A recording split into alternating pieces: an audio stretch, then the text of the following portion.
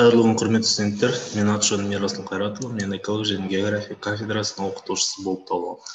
Бүгінгі біздің пәніміздің аты бұл экологиялық мониторинг. Өтетін лекциямыздың тақырыбы бұл экологиялық мониторинг және онымен танысу.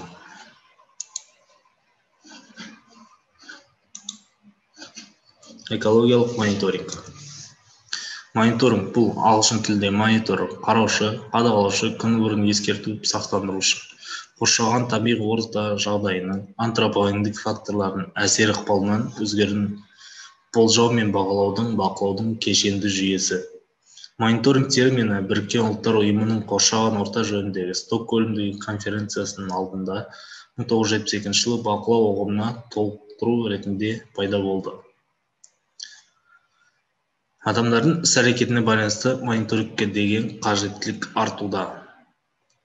Соңғы жылдары эколог болушылардың арасында 20 ғасырдың 20 жылдарында қоршаған ортаға байланысты қолданылған мониторинг ұғымы кең таралған. Экологиялық мониторинг антропогендік факторлар әсерінен қоршаған орта жағдайының биосфера компоненттерінің өзгеруін бақылау және баға беру болжау жүйесі деген. Мониторинг ұғымы кең ұғымда экономикада, өнеркәсіп және басқа да бақылаулар жүргізетін салаларда қолданылады. Қазіргі таңда мониторинг ұғымы негізгі 3 түрлі жұмыстардан тұратын қоршаған табиғи ортаны бақылау жүйелері ретінде қарастырылады.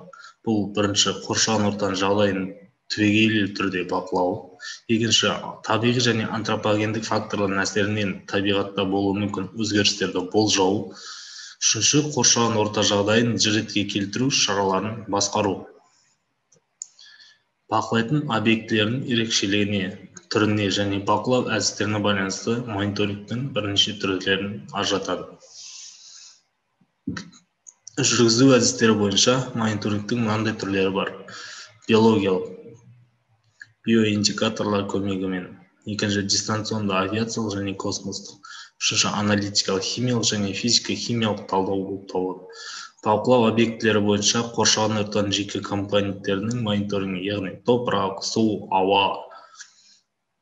Биологиялық мониторинг өсімдіктер және жануарлар дүниесі кіреді болады. Қоршаған орта жағдайы мониторинг мақсаты мен міндеті. Қоршаған орта жағдайының мониторингі міндеті бұл бақылау, анықтау. Бақылау қоршаған ортаға жағдайындағы өзгеруі, анықтау адам іс-әрекет арқасында қоршаған орта жағдайының өзгеруіне алып келетін себептердің жиынтығы. Мақсаты бұл бағалау, адам іс-әрекет әсерін анықтап, өзгерістерді бақылау. Болжау, қоршаған орта жағдайында болатын өзгерістерді болжау, яғни.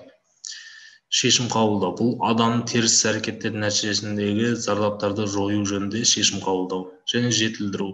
Бұл қоршаған орта мен қоғам арасындағы тиімді қатынастар стратегиясын жетілдіру болып табылады. Сонымен мониторингтің технология процестерін алгоритм түрінде бұлай бейнелеуге болады. Бірінші өлшеу, талдау, сипаттау, модельдеу, дұрыс жолын таңдау. Іс-әрекеттер мұндай алгоритмі қоршаған ортаның кез келген мониторингіне тән болып табылады. Экологтар үшін негізі мынандай мониторинг түрлері бар. Биологиялық мониторинг бұл биологиялық орталарда, яғни организмді, биоценоздарда табиғи және антропогендік процестерді бақылау, ауыр металдардың пестицидтерін жинақтауы. Мұндай мониторинг тіршіліктің қоршаған орта компоненттерімен өзара барлық байланысын қамтиды. Базалық мониторинг бұл жалпы биосфералық, яғни тек қазіргі кезде ғана емес, жақын аралықтағы 50-100 жыл ішінде болатын негізінен табиғи құбылыстарды бақылау.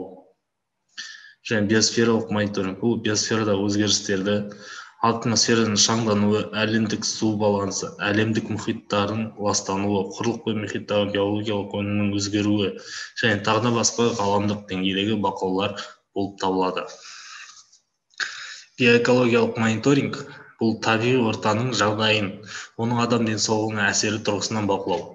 Адам тыныс тіршілігін көрсеткен көрсеткіштері ауруға ұшырауы, туылуы, өмір сүру ұзақтығы және тағы басқа сандықтар қолданылады. Геоэкологиялық мониторинг бұл табиғи экожүйелерді өзгерістерді бақылау. Географиялық стационарлық бақылаудың жүйелеріне сүйене отырып, екі жүйелердің биологиялық өнімділігі, өздігінен тазару қабілеттілігі, заттардың шекті мүмкін концентрациясы көрсеткіштері қолданылады. Дистанционды мониторинг.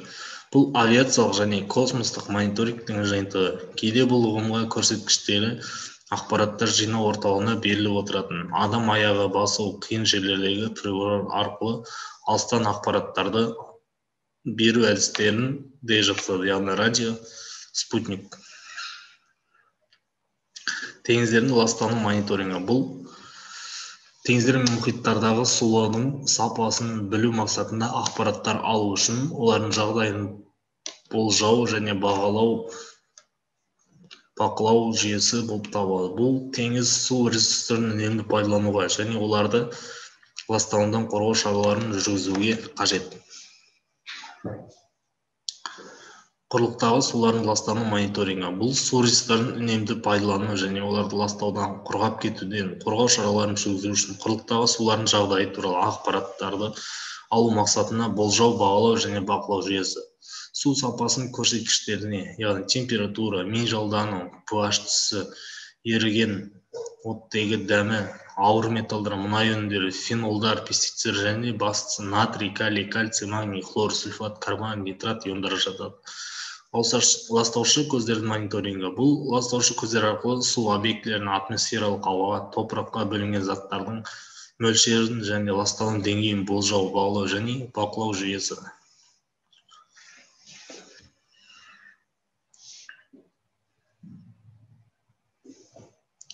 Аймақтық мониторинг.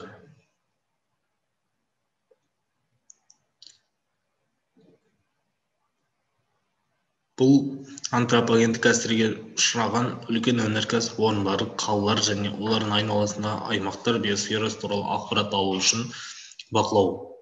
Классификацияға мониторингтердің деңгейіне сәйкес халықаралық және аймақаралық басқару деңгейлері ғаламдық деңгейлермен байланыста болу, ұлттық аймақтық деңгеймен байланыста болуы керек.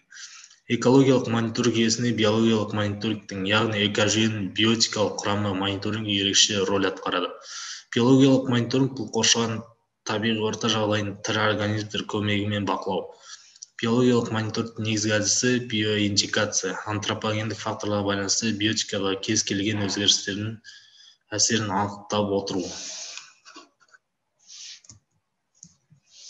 Осымен құрметті студенттер, біздің бүгінгі сабағымыз аяқталды.